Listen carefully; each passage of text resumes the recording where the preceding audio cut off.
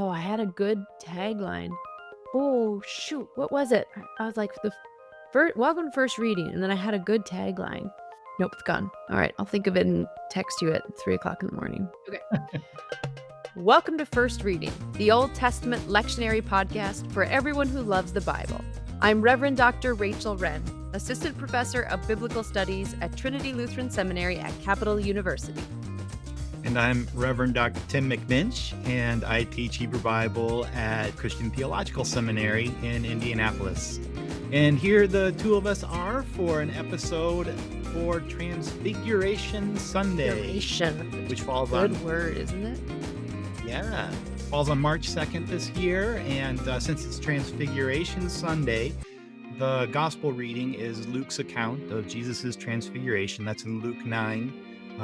28 to 36, and then they include the healing story after that, 37 to 43a. Yeah, smattering. But as far as the first reading goes, we've got Exodus 34, 29 to 35. Psalm option is Psalm 99, and the letter is 2 Corinthians 3, some excerpts from that. So how do we want to have some conversation about these texts? Well, I don't know if this is the best way to do it, but I fell into a couple of Hebrew rabbit holes in Exodus 34, and then Those are the best kind of rabbit w holes. linguistic ones. I went down the rabbit hole because I got really caught on this idea of Moses's face shining, which makes sense. I mean, Yeah. that's probably the most famous part of this story. It's picked up or at least kind of referred to in the Lucan narrative of Jesus as well.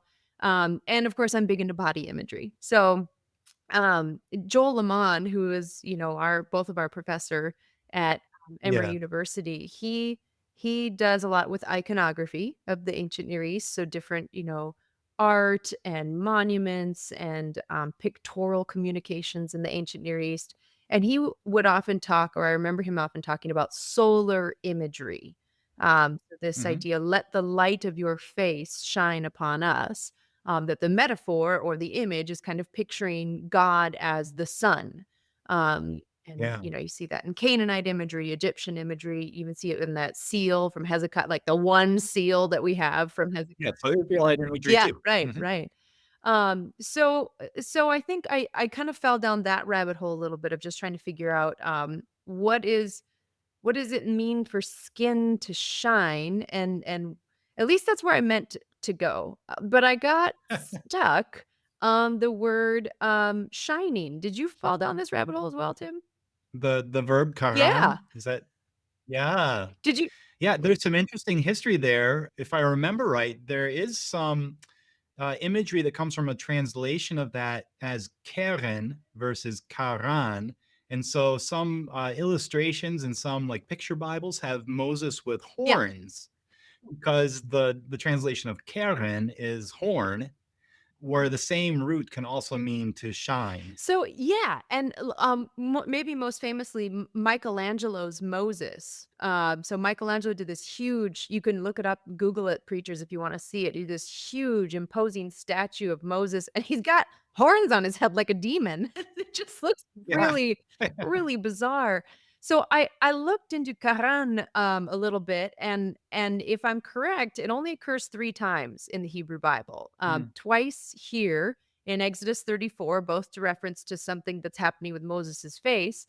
That's in the Cal for my Hebrew dorks out there.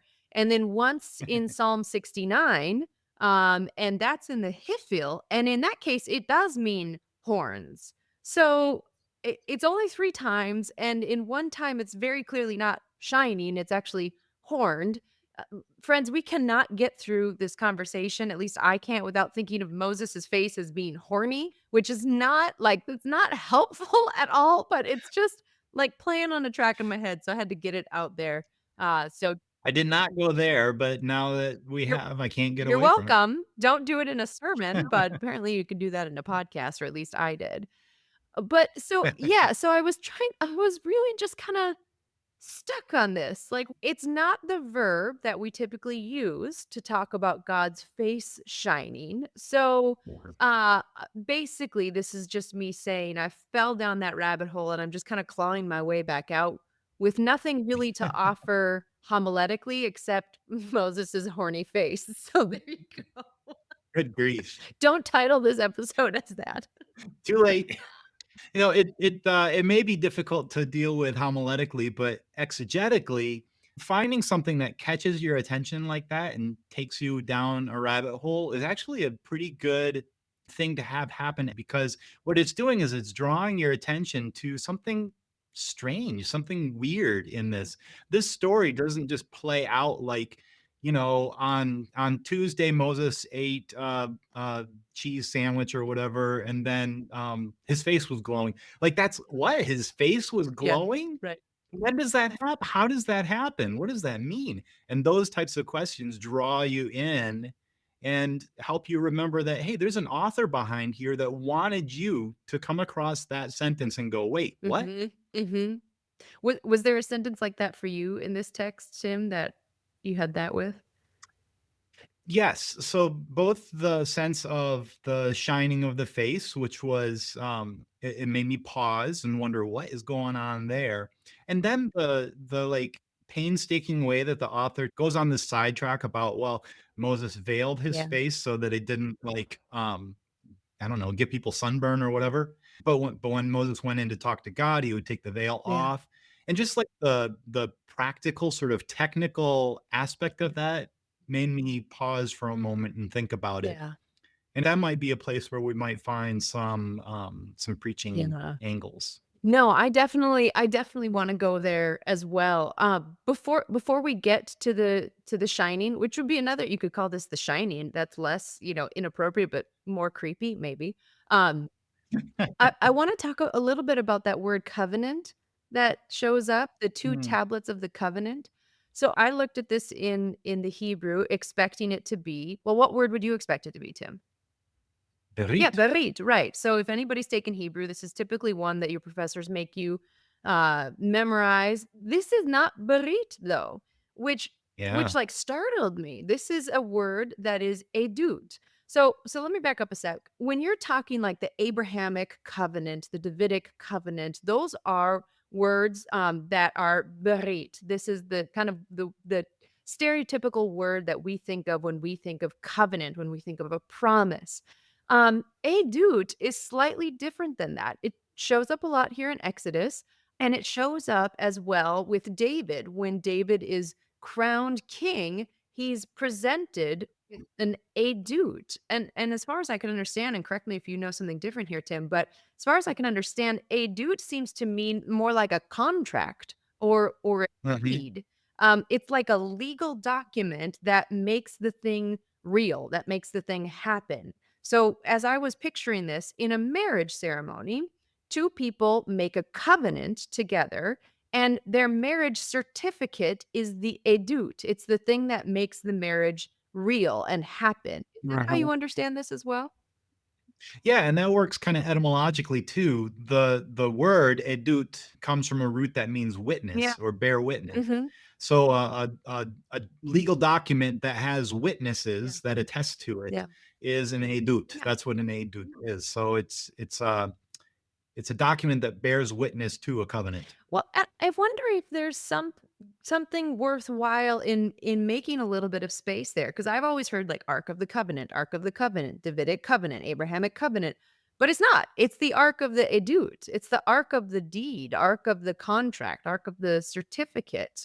It's and it makes it helps me understand like why that thing was so dang precious. We have a safe in our house in which we keep birth certificates, our marriage certificate, because those are the things that make it real. And obviously you can replace them, but it's a heck of a process to try to do it. Yeah. So you know, it just was so interesting to me. It helped me understood both the tablets of the covenant and the ark of the covenant better because that's the thing that carries the witness, like you said, the document, the thing that makes it real. Yeah, the JPS translation makes a distinction between Is it? berit and edut. Yeah, so when it comes across edut, it uses pact. They use pact for edut Uh, rather than covenant, which they would use for Berit. Well, I like that even more, because of the next time that Moses comes down with the tablets of the pact, if you will, Mhm, he's holding the marriage certificate, and the Israelites are engaging in idolatry. I mean, like, right? Like, oh, mhm. dang, that is, whew, that is a slap in the face. That's like the groom coming with the marriage certificate that he just got signed, and the bride's making out Right? with, like, I mean, the best man. oh, it's just like it's kind of as bad as it gets. Well, okay, we've made a couple of interesting distinctions. Maybe we should offer some more sermony material here. Let's follow that shining image a little bit. I have a little bit of a side trail that I wanted to take, if that's okay with you, Tim, about why the shining face might have provoked fear. Okay. Yeah, I hadn't thought about it that way. What do you mean? Well, so, I have this angle on Exodus and Leviticus that I take when I'm teaching my students to try to essentially to try to help them understand holiness in the biblical text. In my mind, holiness is sort of the representation of raw divine power. So today we think of holiness as something that, like, makes you a really good person, you follow the rules, I mean, it's sort of like Mhm. very tamed down holiness. But as I understand Exodus, Numbers, and Leviticus, it really was this sort of raw divine power. It helps me think of it almost as like radioactivity. Like it was Yeah. something that was not meant to really touch intimately the human realm. It is so powerful, it's sort of like a nuclear reactor. And that's one of the reasons that Exodus and Leviticus put so many careful boundaries around what it means for the people to steward holiness, because they are being Mm. called to steward something dangerous, something wonderful, but something that if it interacts with human life in the wrong way, it will provoke this chemical reaction that is, fatal for humans. Yeah. When Moses comes down from the mountain and his face is shining, if we're doing shining and not horns, then if we think of the divine presence as the cloud by day and the pillar of fire by night, the Israelites then know he's been touched by holiness. And that means that he's now somewhat dangerous to them, and they might even be dangerous to him. So that's one of the things that I stopped on there was this question of why were they afraid? And I think they were afraid because they knew he had been infected, if you will, by the divine presence. Yeah, so being around Moses would have been Yeah. dangerous because to get close to Moses would have been to get close to God's glory, which was radioactive. Right, and I think that explains one of the reasons why Moses would take off the veil when he went into the presence of God, because it was literally the only place where he could be safe. He could be unveiled and not be dangerous to Mhm. anybody around him. Yeah, that makes me think of a couple things. So one is that the use of that veil was actually like a helpful accommodation to the needs of the Yeah. people. Like, they couldn't stand to be in Moses's presence because of the residual effects of his time with God, Mhm. and so in order to be able to have community with him, they needed, him to wear his Yeah, sunglasses or whatever yeah, so that they didn't get singed by God's glory that was on yeah. him. Um, but I was also intrigued that when Moses went in to talk to God, he would take the veil off. And, like, what's the veil gonna do Mhm. there? Mhm. Right? Mhm. There's no use for it in God's presence. So I thought, I was putting my analytical hat on a little bit to say, like, "Why is this here? What's this doing in the Yeah, text?" nice. And I had a couple thoughts. One is that this whole little episode with Moses just underscores his authority Mm. as a prophet. Like, he didn't just disappear into the mountains and then come back and claim to have had some sort of divine encounter. Like, his very physical presence was evidence, bore witness, you might say, Yeah, to the reality that he had encountered God and that the words that he had to say were coming from the divine. yeah. And so this physical manifestation was like a in a way, like a prophetic sign Mhm. of the authenticity of Moses's encounter. Mm. And of course, we're not there with them on the mountain. We're just getting this through text, Mhm. through literature, right? Yeah. So it's a claim on the part of the author that Moses's words were authentically prophetic, that he was authentically speaking for God. And so, take that for what it's worth. But the other point here that really intrigued me was there is, in a way, a kind of ideal of human divine relationship here. Mm. That in Moses' interactions with the people, he had the veil on, but when he was in God's presence, um, he could just like be totally himself. Mhm. No veil, nothing to like mediate Yeah. this presence, but there was this direct personal encounter with God. And even though it was kind of special to Moses in this situation, it kind of stands out as an ideal of what Mm, human divine relationship could be. mm, And that's where I might take this with a preaching angle on it. I think about the kinds of boundaries that we set in relationships with mm. people, where we try to avoid TMI moments, and we kind of curate our public persona, the way that we present Yeah. ourselves socially and in relationships, and that's not always done in a healthy way. Mm. But I don't know, having some filters, Yes. just like social intelligence and whatnot, like that can be a good thing. It can be helpful. It can be Yeah. meaningful. Just as Moses's veil was a helpful, Mm. meaningful accommodation to his place in his social milieu. Yeah. Yeah. Inauthenticity, bad. Social boundaries, good. Yes, exactly, exactly. But in God's Yeah. presence, there's no need to have a filter. Yeah. Nice. There we have direct access to the holy that makes any veil Yeah, meaningless. nice. Nice. God knows us completely intimately, which, speaking of fear, is both a little scary, but also incredibly liberating. Mhm. That there's no reason to pretend or to put on a persona in God's presence because God already knows you completely inside and out. Yeah. And there's something there that I think in a sermon could lead to a sense of liberation in God's presence. Mhm. No, I think that's beautiful.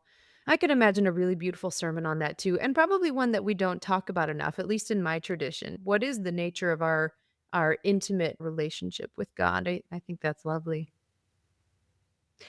I was struck by the sort of chronological progression of the text. I followed this like face shining and veil thing through the text, and it was interesting to watch the back and forth between okay, there's this problem kind of like Moses is radioactive now. How do we deal with it? And I found it interesting that so everybody's afraid in verse 30, right? In verse 31, they were afraid, but Moses called to them. And I Mm, find it interesting that Moses calling to them somehow calmed the leaders' fear enough that they were able to approach. I have a little bit of like images of Jesus speaking to the disciples after the resurrection, and it's in the speaking that okay. they sort of recognize him or who are feel comfortable coming around him.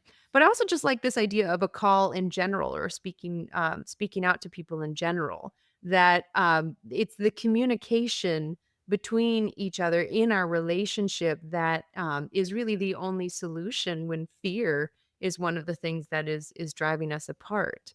Mm, But I like too that the text is not sort of glib about that. It's not just like he talked to them and then everything was cool. Like in verse 32, first Aaron and the leaders approach and they're spoken to, and then and only then all of the Israelites. And I like that too because there's this idea that it's the leaders among us who can draw other people with us. That it's, yeah. Moses speaks to the leaders and it's the leaders' call and their sort of embodied reaction to that call that calms the Israelites' fear. And here I'm kind of drawn into the power of life and death is in the tongue. The Israelites were afraid. They thought they were going to die. And it wasn't through turning his staff into a serpent that Moses calmed their fear. It was simply through calling to them and through talking to them. And then I find this Mhm. really interesting. And it's not until verse 33 that Moses puts on a veil. So he doesn't actually put on the veil, at least not Oh, at interesting. first, in reaction to fear. He names the fear, he addresses the fear, And then they sort of figure out, okay, we've got to live with this new reality. And how do we do that? Well, okay, let's put on a veil.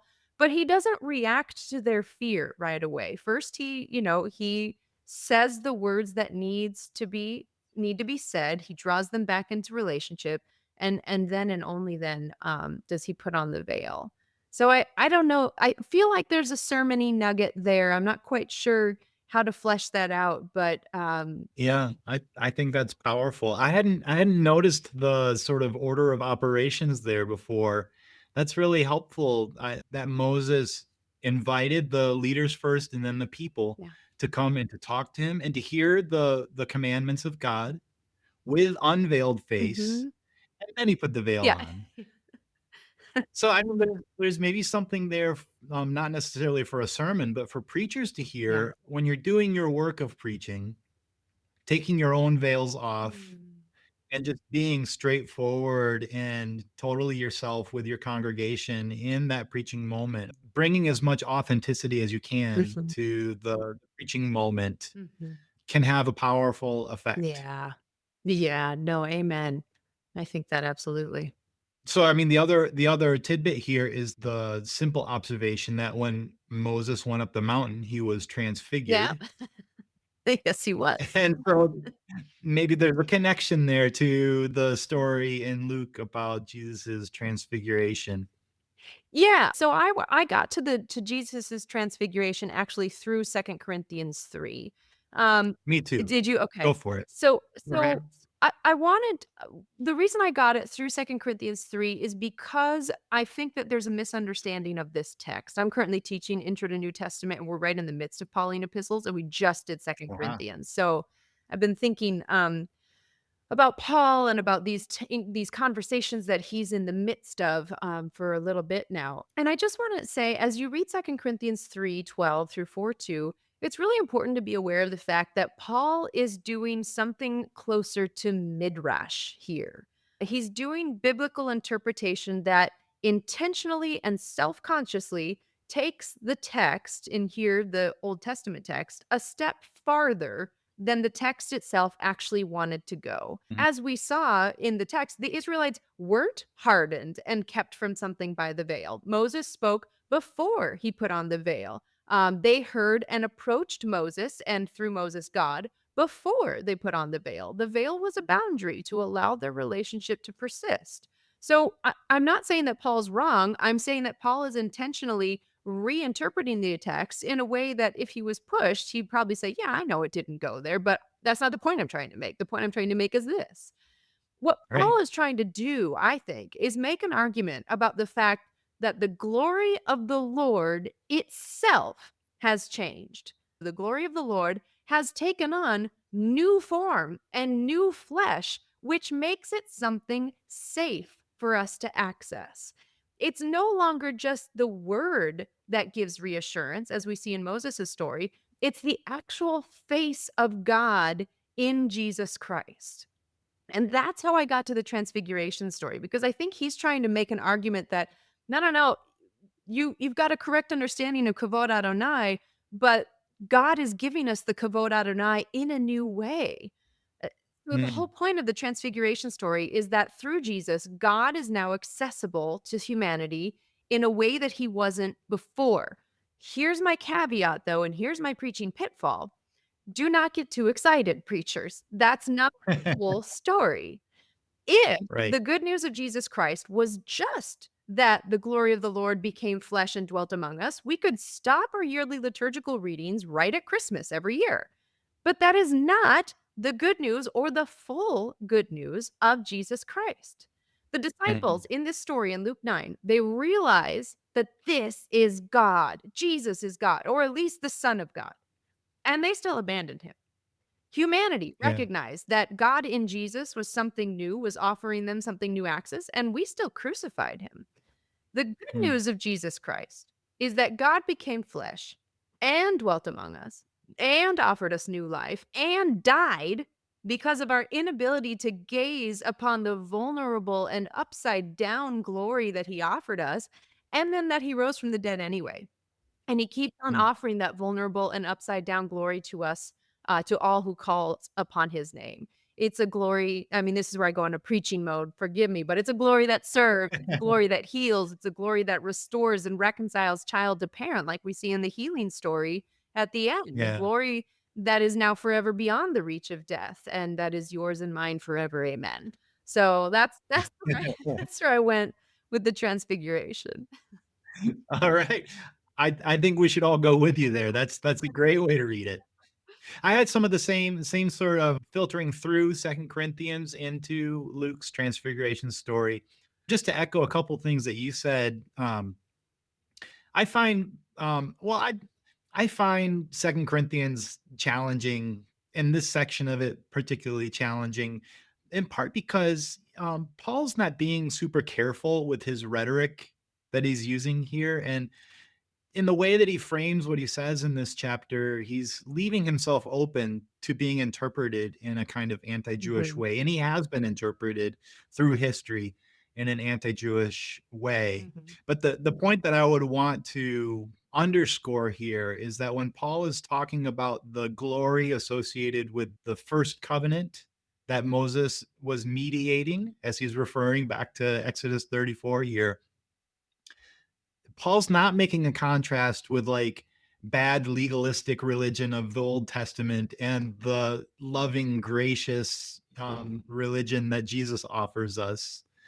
For Paul, the law that Moses mediated was good, Yeah, and it was an expression of God's grace exactly. to Israel to show them their dependence on God. Mhm. And in part, that's by showing them their inability to follow God's Mhm. commandments, right? That they have to rely on God's grace. But here in Second Corinthians, Paul calls that gift of the law a kind of glory. Yeah. And I think that's important to remember so that we don't make a false kind of dichotomy between Jewish religion and Christian religion.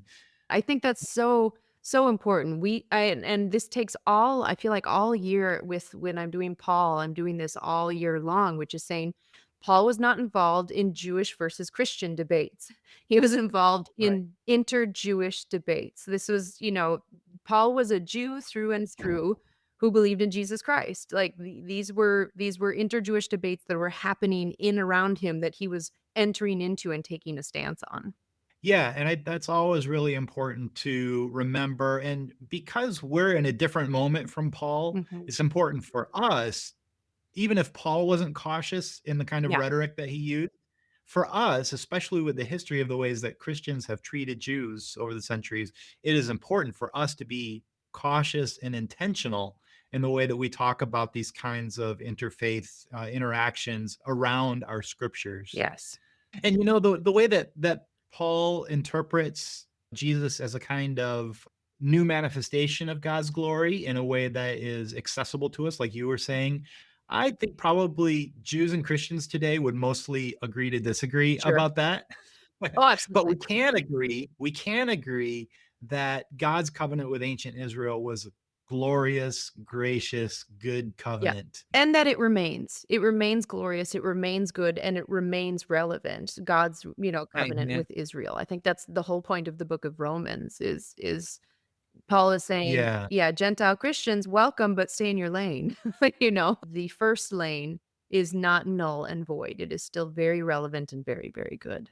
Yeah, and to be completely transparent, I feel like this chapter in Second Corinthians doesn't hit me the same way that Yep. Paul's, argument in Romans does. Yeah. And in part, it's a different kind of genre, really.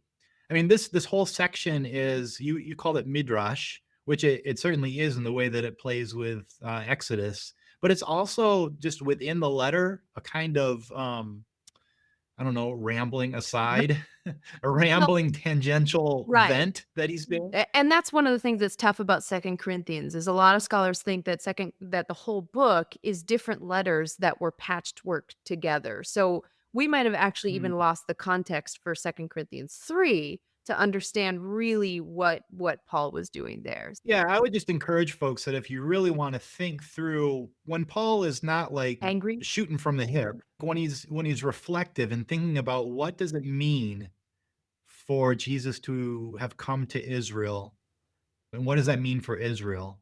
I think Romans is a much more reflective theological perspective from Paul. So, for what it's worth. Concur and hear, hear. 2 Hebrew Bible scholars reflecting on Paul for y'all preachers. I had one more thought about Luke's transfiguration narrative. I think in the lectionary, if I remember right, it kind of alternates between Matthew's telling and Mhm. Luke's telling Mhm. on alternating years. And there are a few Yeah. differences in these two, even though they're almost verbally identical. There are a couple places where the authors diverge. And one of them is in Luke, when Jesus is transfigured and Moses and Elijah appear. We hear in Luke what they talk about. Mm. Whereas in Matthew, it just says, and he talked with Moses and Elijah. And then we like turn to the perspective of the disciples. In Luke, it says he talked with Moses and Elijah, and they talked about his suffering that he was about to undergo I in noticed Jerusalem. that. Yeah, and it's interesting because it uses the Greek word exodon, exodus. Yeah. So there's that connection to the Moses story. But in verse 31, 30 and 31, suddenly they saw two men, Moses and Elijah, talking to him. They appeared in glory, and they were speaking about Yeah, his Dexter. departure, his exodus, which he was about to fulfill in Jerusalem. And that little Oh, detail so from good. Luke struck me that in this moment of glorious transfiguration, what they talked about was his suffering. Mm. And to me, that helps because, in the story that follows where Jesus heals the man's son of a demon, Jesus just has kind of like a chip on his shoulder. Yeah. He's got kind of an attitude like he's coming off of a bad day, Mhm. but he's coming off of the transfiguration. But if what he's just been discussing with these, spirits of the Mm. ancestors is the kind of suffering that a prophet has to undergo to fulfill the vocation that they've been called to, then Jesus Mm. coming in and saying, "Oh man, how much longer do I have to put up with you all?" Yeah. Kind of rings true to me.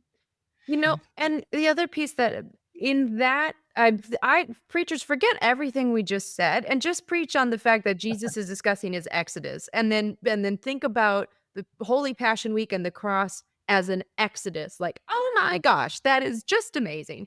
But the fact then that if you look at Luke 9 verse 35, then from the cloud came a voice that said, "This is my son." In my head, I always finish that sentence with the beloved, in part because I'm thinking the baptism narrative. And many Mm, ancient texts have beloved here, but the one we have is this is my son, my chosen, which sounds really mhm. great. It's great to be chosen for a dodgeball team.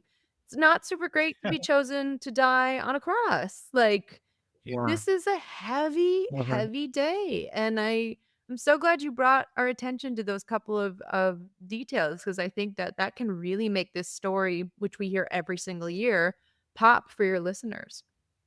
Mhm. Mm, And when Jesus has had this, like, having to face the impending future, yeah. and it affects his mood, his attitude, even his words with his disciples, being kinda short with them, and yet, He faced with a father who has a suffering son, what does Jesus he do? heals. "Bring the boy to me." He Oh, rebukes the it plague made me spirit, heals the cry. boy, presses forward with the calling that God has given him, knowing where it's leading God. him.